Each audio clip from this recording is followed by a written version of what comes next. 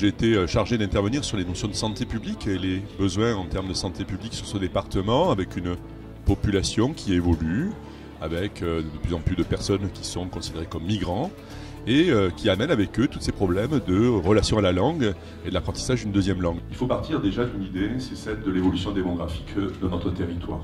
Et on voit, depuis de nombreuses années, ce département augmente en termes de population. Si elle augmente, cette population, c'est en grande partie au fait qu'il y a une migration.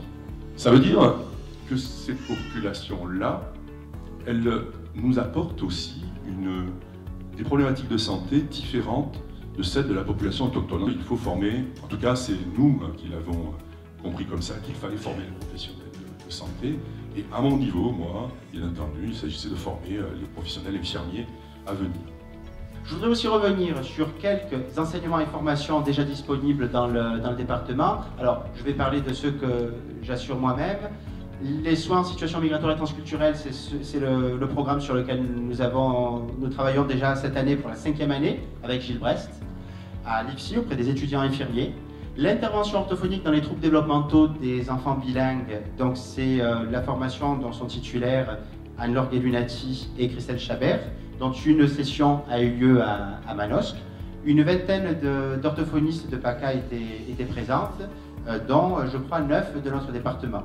Un autre module, celui en direction des sages-femmes, qui est lui aussi validé par la DPC, qui est en attente pour le département, intitulé Grossesse et maternité en situation d'expatriation. Voilà, et l'autre module, le dernier que j'ai cité, c'est celui à destination des enseignants. Il y a une réelle demande d'expertise médicale autour des aspects développementaux de l'enfance bilingue en matière de formation des enseignants des classes bilingues sur le territoire français, des enseignants en école française à l'étranger et des écoles européennes qui jusqu'à maintenant n'ont aucune formation spécifique et sont incontestablement dans la pure improvisation. J'ai voulu créer une formation concernant la dimension anthropologique de la santé, transculturelle de la santé, de la maladie. Et donc nous avions créé un module optionnel, donc comme son nom l'indique, uniquement les étudiants qui étaient intéressés faisaient ce module-là.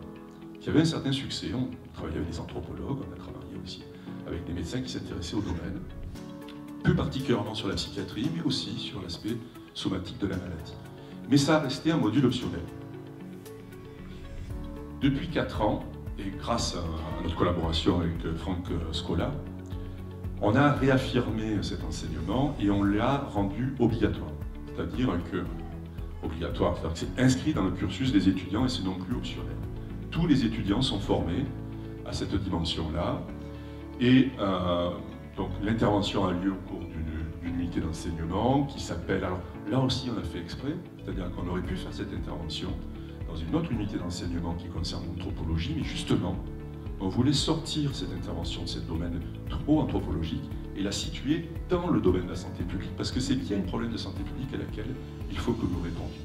Cette intervention est validée par la fac de médecine d'Aix-Marseille Université, car la fac de médecine valide tous les enseignements et agrée tous les intervenants, donc l'intervention de M. Scola est agréée par Aix-Marseille Université.